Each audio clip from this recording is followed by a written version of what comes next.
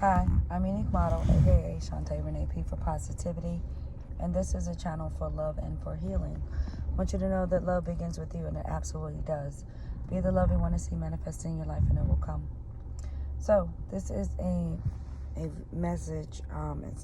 It's kind of like a channeling, but something I've been led to do. I've been actually led to do it for a few months, and I've been holding off on it. But I feel the time is right now.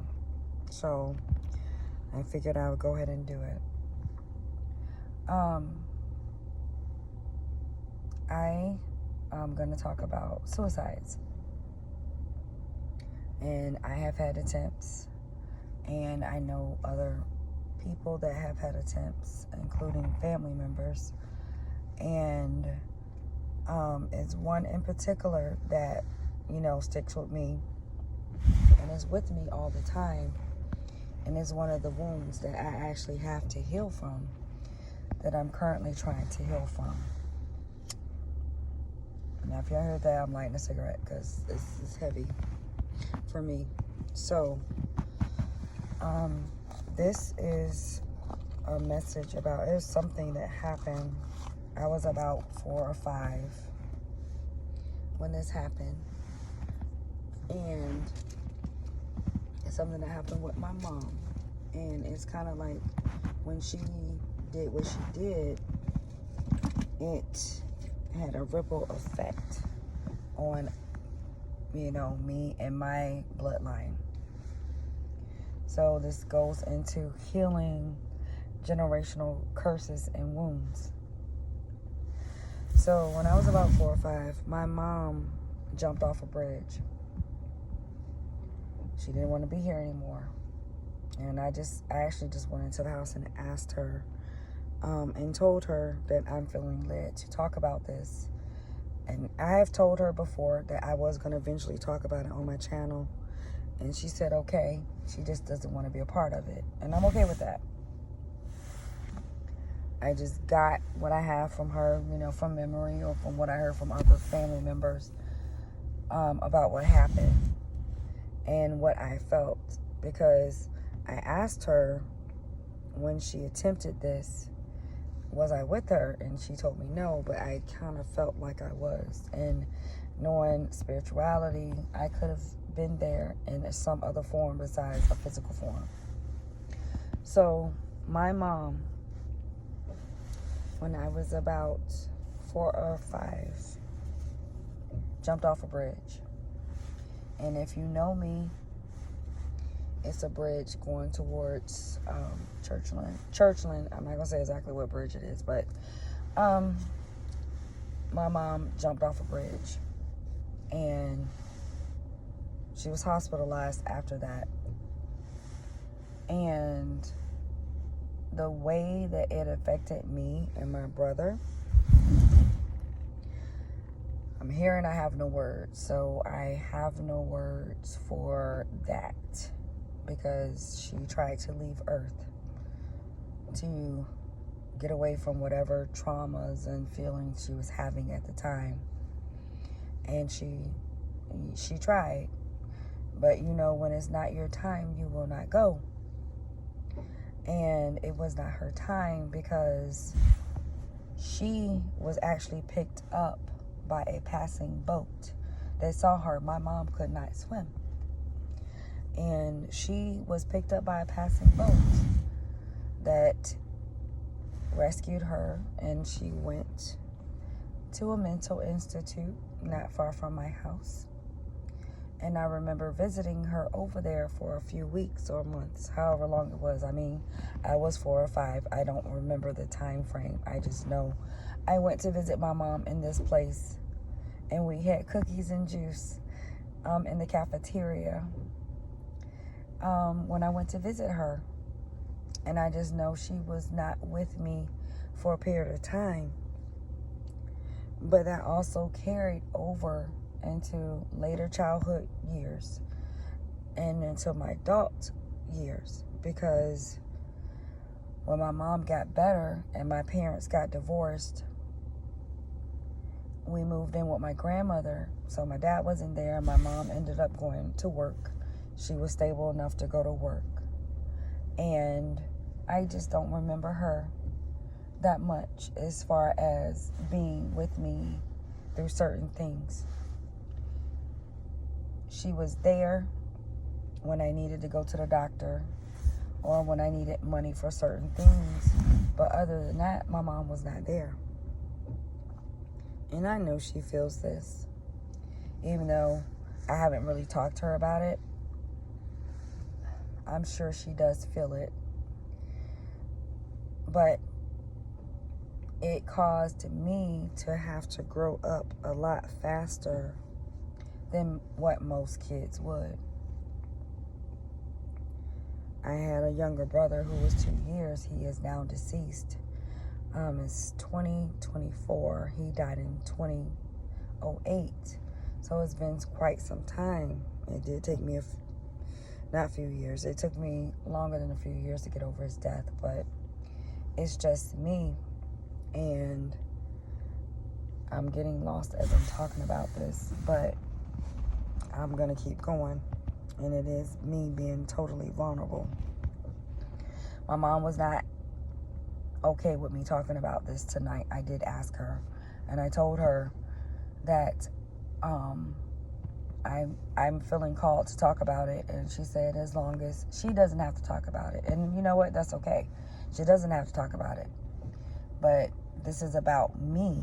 And I know that may sound selfish, but this is about me and how her suicide attempt affected me and what it actually did to our family bloodline, because it actually had a ripple effect.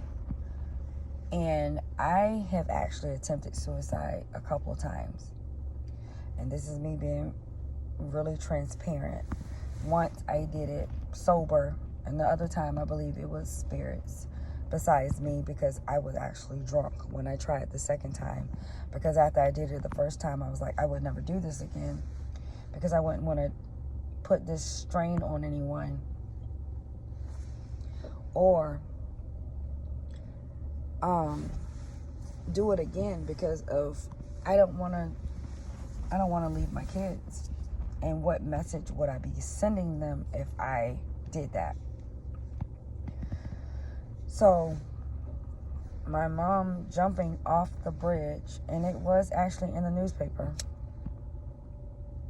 that she did this. It was a small article in the newspaper, and I did have it, but it did get lost, so I don't have it anymore. But it was back in the 80s in the area that I live in. But that's one of my childhood traumas that I am healing and dealing with at this time. I was about to say the present time, but it doesn't feel present. It feels distant, as though I have healed it, but it's actually time for me to talk about it so that other people can relate and understand things that I've gone through and why I'm doing the things that I'm doing. And me and my mom have a somewhat good relationship, even though sometimes I feel more of a parent to her than she does to me. And then, of course, vice versa. But sometimes I feel more of a parent to my mom than she does to me, because she still has the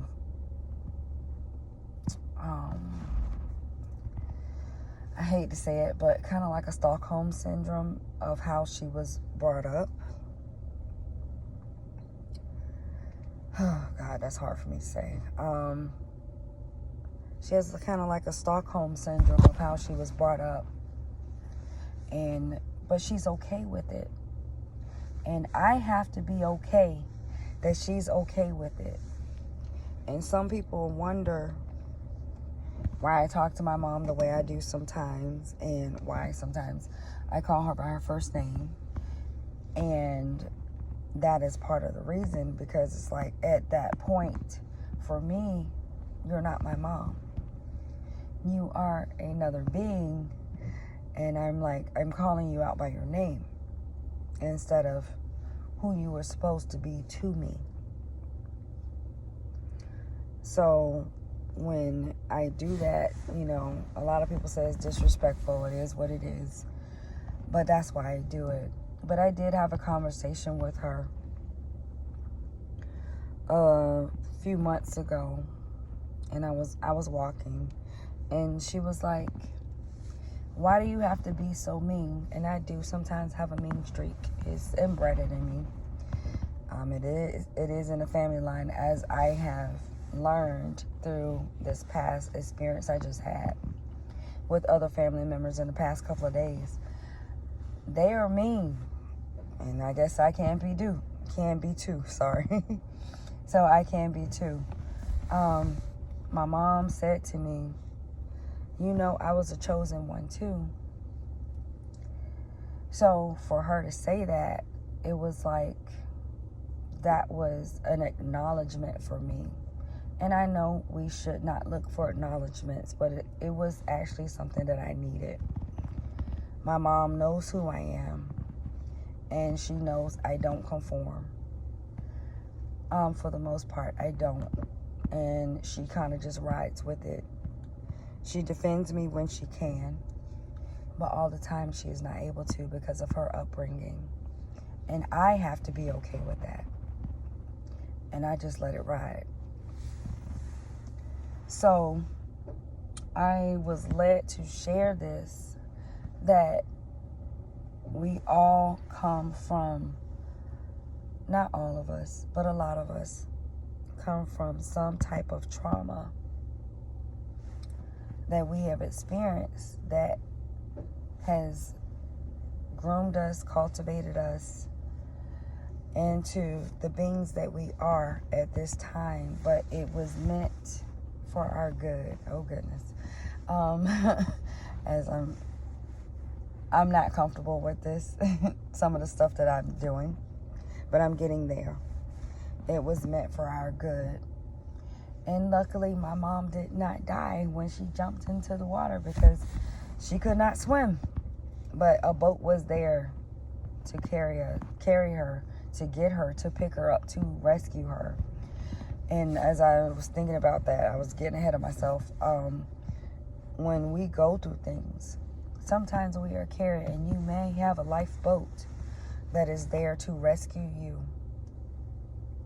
as you are going through, even though you may not recognize it at the time. But a lot of us is the fears that keep us thinking that, oh my God, this happened, and they let it happen, and you don't realize the good in it, because a lot of stuff that I'm actually going through right now that I will talk about in the future, I am still being carried in the spirit, even though I don't feel like it. I don't feel like it sometimes, but I know I am, because I have everything that I actually need at every given moment. Not everything I want. And I got a glimpse of what I'm going to get in the past few days. I got a glimpse of what I'm going to get as long as I push forward. And that's probably why I was led to share this message, because this is a lot for me to share. And I'm being told that I need to be more vulnerable with things, because I do have a lot of guards up because of the traumas that I've experienced in childhood and, in young adulthood. I do have a lot of guards up, but the walls are breaking down, as in some of the messages that I have put out. Some of those messages are actually for me too. And even though I don't like it, I'd be like, nah, that's somebody else. Nope, that's for you too, bitch. It's for you too. So, yeah. My mom jumped off a bridge. And I'm going to just let that marinate, because just saying that, I'm feeling a little something. Not much, not as much as I used to.